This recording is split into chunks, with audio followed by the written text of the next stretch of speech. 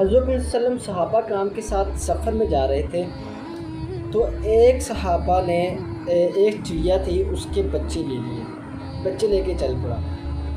تو کافی دور جا کے نا حضرت صلی اللہ علیہ وسلم نے جب ایک چڑیا دیکھی اپنی طرف آتے ہوئے، اور چڑیا اپنی آواز میں حضرت صلی اللہ علیہ وسلم سمجھ لیتے تھے بعض اوقات پرندوں کی آواز، تو حضرت صلی اللہ علیہ وسلم نے فرمایا کہ اس چڑیا کے بچے کس نے اٹھائے ہیں؟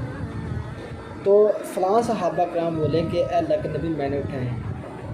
آپ صلی اللہ علیہ وسلم نے فرمایا کہ جاؤ ان کے بچے واپس اس کے گھر میں، اس کے گھونسلے میں رکھ کے آؤ۔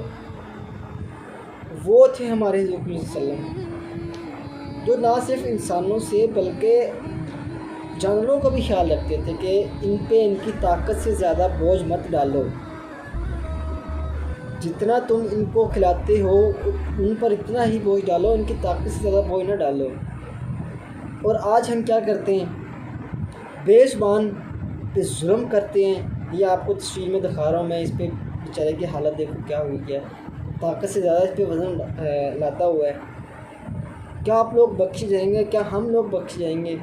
بے زبان ہے۔ کبھی آپ لوگوں نے دیکھا ہے کوئی جانور جس کی آنکھوں سے آنسو نکل رہے ہوں؟ یار دیکھ، میں تو ایک ذمہ دار تھا لڑکا ہوں، میں تو خاص مطلب دیکھتا رہتا تھا، میرے کھیتوں میں بھی میں جاتا تھا جب، تو دیکھتا رہتا تھا کہ کبھی آپ نے دیکھا ہو کہ جانور کی آنکھوں سے آنسو نکل رہے ہوں؟